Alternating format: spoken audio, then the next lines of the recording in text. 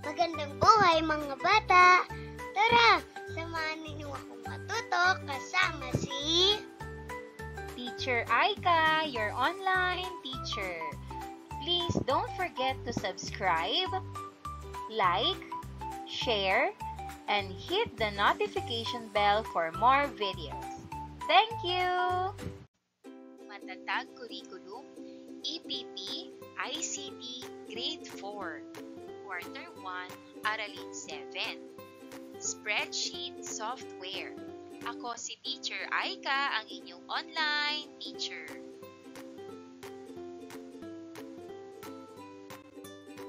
Mga kasanayan at layunin para sa araling ito. Ang mga mag-aaral ay nakagagawa ng spreadsheet document. Una, nagagamit ang iba't ibang commands at iba pang bahagi ng Excel user interface. Ikalawa, nakakapag-enter, edit, format, delete, at manipulate ng data at worksheet. Ikatlo, nagagamit ang borders sa worksheet.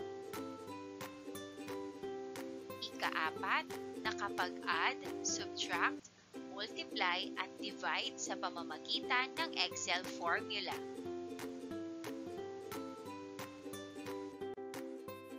Narito naman ang mga nilalaman. Spreadsheet software. Una ay ang Microsoft Excel User Interface. Ikalawa ay ang Microsoft Excel Borders. At ikatlo ay ang Basic Formula or MDAS.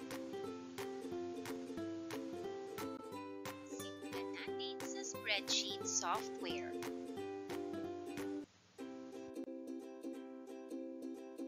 Ang paggamit ng spreadsheet software ay mahalaga dahil ito ay nagbibigay ng mahusay na paraan para sa pag-organisa, pagsusuri at pagpapakita ng data.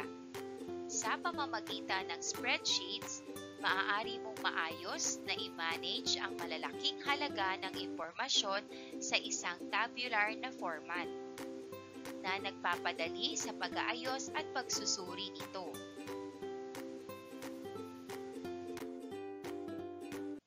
Nagbibigay ito ng mga tool para sa matalinong pagkalkula at data analysis tulad ng mga formula at charts na nagpapabilis ng paggawa ng reports at visualization. Bukod dito, ang mga spreadsheet ay nagpapahintulot sa automation ng mga paulit-ulit na task na nagpapataas ng productivity. Sa real-time na kolaborasyon, madali ring makipagtulungan sa iba at mag-update ng data ng sabay-sabay.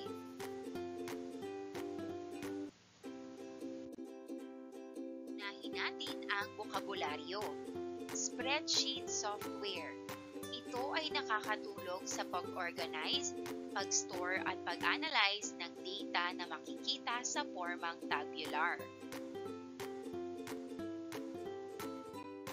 Ikalawa ay ang Microsoft Excel. Ito ay isang uri ng spreadsheet software. Ay ang user interface. Binubuo ito ng mga mahahalagang bahagi ng Microsoft Excel. Ikaapat ay ang borders. Ito ay mga linyang horizontal o vertical sa Microsoft Excel. Ikalima ay ang formula. Ang Excel formula ay nagsisimula sa equal sign.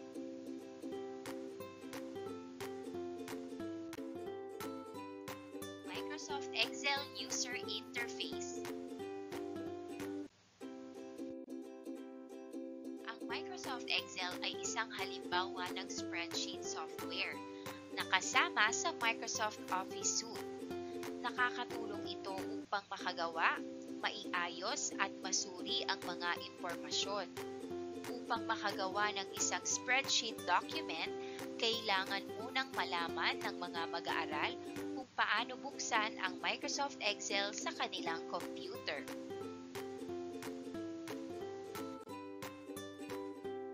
Kapag binuksan ang Microsoft Excel sa unang pagkakataon, ang Excel Start Screen o Home ay makikita. Dito, maaari ka nang makagawa ng bagong workbook. Maaari ding pumili ng template o kaya'y buksan ng isang workbook na nagawa na. Ang workbook ay isang Excel file na naglalaman ng isa at mas marami pang worksheets.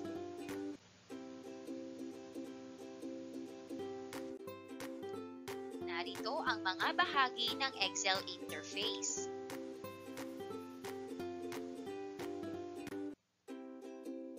Ang ilang bahagi ng Microsoft Excel interface ay makikita sa iba pang Microsoft applications, ngunit may mga bahaging eksklusibong ginagamit lamang sa spreadsheet. Ang mga ito ay ang cells, columns, rows, formula bar, name box, worksheet tabs, at iba pang mga commands na sa Excel user interface lamang makikita. Ang larawan o figure ay nagpapakita ng mga mahahalaga na bahagi ng Microsoft Excel user interface. Iisa-isahin natin.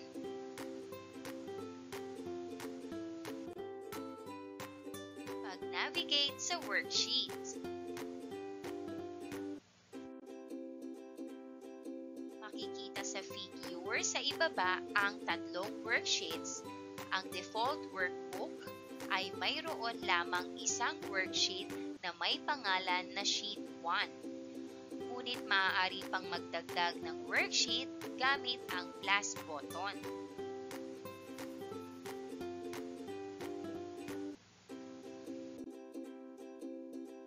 Ang Excel ay magbibigay ng default na pangalan sa mga worksheet, ngunit maaari din itong palitan. Ituro ang mga pangalan ng sheet, i-right-click ang mouse at piliin ang rename. At i-type na ang bagong pangalan ng sheet. Sa figure, ang Sheet 3 ang active worksheet.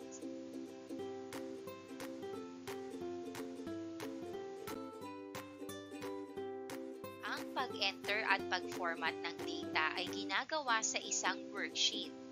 Ang data ay maaaring numeric at non-numeric. Ito ay inilalagay sa isang cell o grupo ng mga cells. Ang isang cell ay may formang parihaba.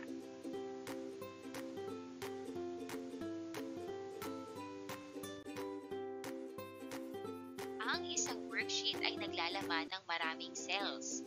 Active cell naman ang tawag sa cell na may matingkad na border na nakapalibot. Ang bawat cell sa isang worksheet ay naglalaman ng address. Ang address ng cell ay binubuo ng column na letra at row na numero. Ang tawag dito ay cell location or cell reference.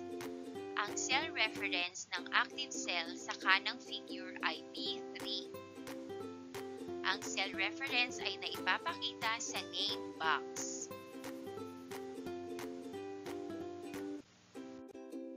Sunod naman ay ang ribbon. Ang ribbon ay gumagamit ng tabbed ribbon system at hindi ang tradisyonal na menus.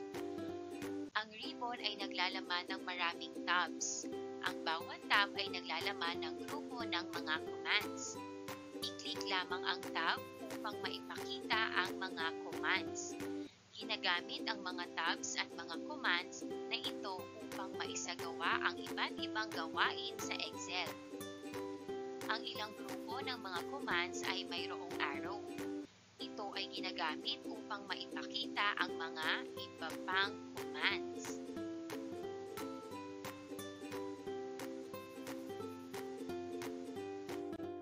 Sunod naman ay ang Quick Access Toolbar. Ang Quick Access Toolbar ay matatagpuan sa itaas mismo ng ribbon. Ito ay naglalaman ng mga common commands na hindi nawawala kahit anong tab ang piliin. Ang mga default na commands sa Quick Access Toolbar ay Save, Undo, at Repeat. Pwede pa ring magdagdag ng iba pang commands depende sa preferences ng gumagamit ng Excel.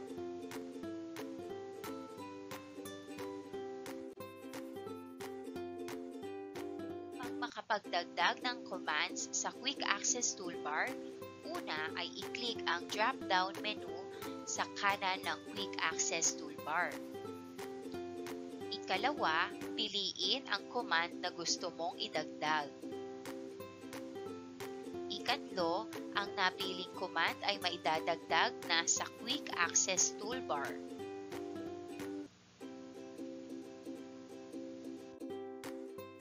Ang Worksheet Views. Ang Excel ay may iba't ibang paraan upang i-view ang isang worksheet.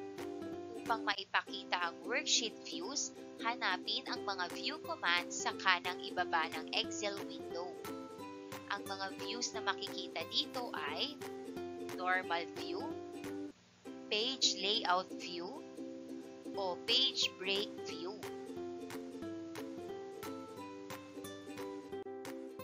Sunod naman ay ang Backstage View. Upang maipakita ang Backstage View, i-click ang File tab sa ribbon. Makikita sa ibaba ang mga iba't ibang bahagi ng Backstage View.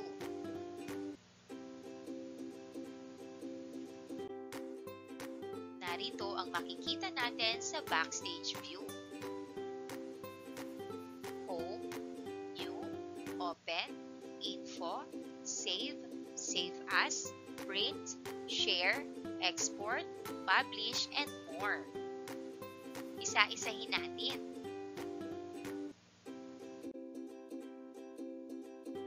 Una ay ang Return to Excel. I-click ang arrow upang bumalik sa active Excel sheet. Ikalawa ay ang Home. Ang Home ay ang unang window na nagpapakita kapag binuksan ang Excel. Kung nasa Backstage View at i-click ang Home, ang makikita ay ang parehong window na unang makikita kapag binuksan ng Excel.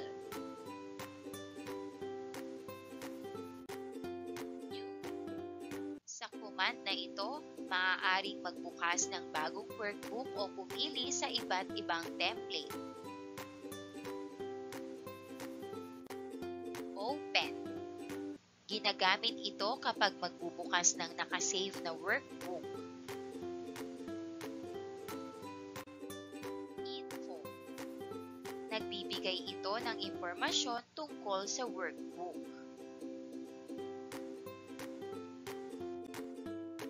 Save. Gamitin ito kung maaari nang isave ang workbook sa unang pagkakataon sa computer o sa kahit anong storage device. Ang Excel ay magbibigay ng default na file name. Sunod ay ang Save As. Gagamitin ang command na ito kung maaari nang isave ang workbook sa computer o sa kahit anong storage device. Maaari ang user ang maglalagay ng file name nito.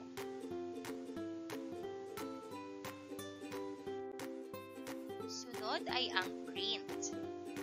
Kapag i-click ang command na ito, maaari mong palitan ang printer settings at i-print ang workbook. Maaari ding i-preview ang workbook. Sunod ay ang Share.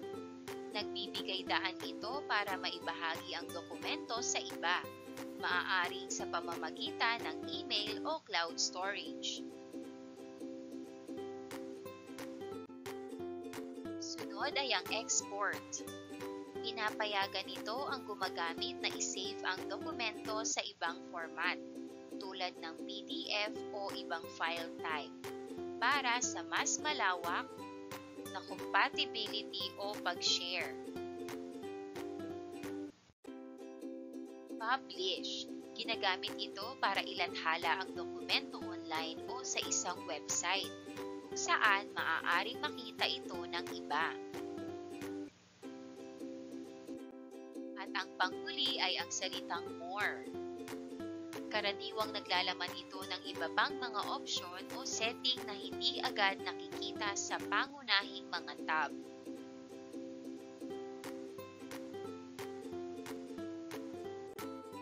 Muna tayo sa isang pagsasanay.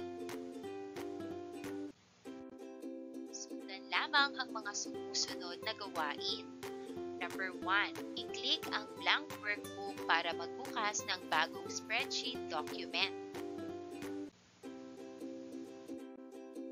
Number 2, palitan ang ribbon display options sa show tabs.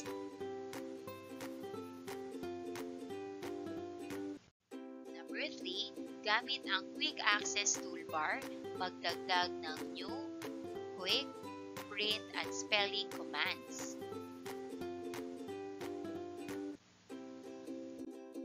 Number 4, magdagdag ng isa pang worksheet at palitan ang pangalan nito.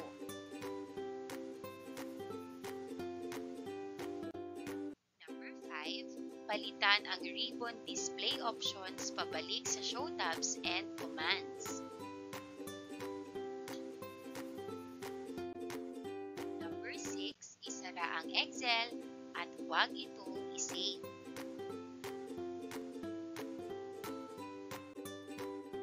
Paglalapat at pag-uugnay. Sagot ang papel ng pagkatuto. Pamagat o paksang aralin ay tungkol sa Excel User Interface. Gawain bilang isa, tukuyin ang iba't ibang bahagi ng Microsoft Excel User Interface. Layunin, makilala at masuri ang iba't ibang bahagi ng Microsoft Excel User Interface. Kagamitang kailangan, papel at ballpen. Panuto, kilalanin ang iba't ibang bahagi ng Microsoft Publisher User Interface sa pamamagitan ng paglalagay ng label sa mga nakalaang box. Isulat sa ibaba ng figure ang paglalarawan sa gamit ng mga bahaging ito.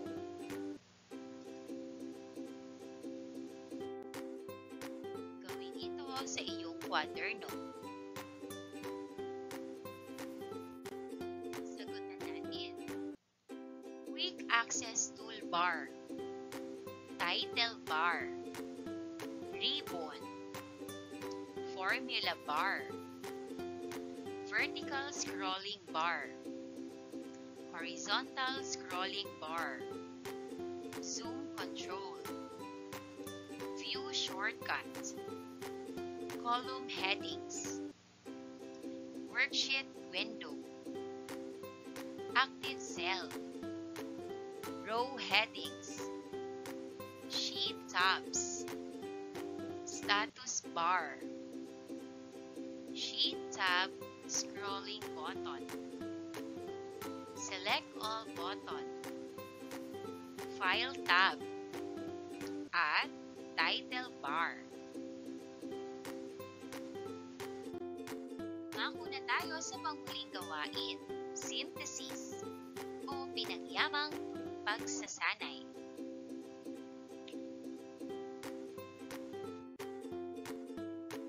Narito ang kahulugan ng kaalaman sa user interface ng Microsoft Excel. Number 1, mas madaling paggamit. Ang pagkakaalam sa user interface ay nagpapadali sa paggamit ng Excel, kaya't mas mabilis mong makakamit ang iyong mga layunin.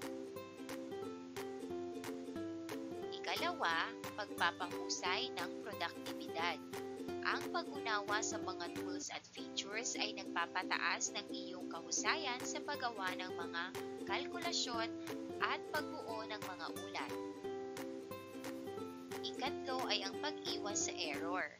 Ang pamilyaridad sa interface ay nakakatulong sa pag-iwas sa mga pagkakamali at pagpapalabis o pagpapabilis ng workflow. Maraming salamat sa panonood! Huwag kalimutang i-like at mag-subscribe para sa higit pang educational content.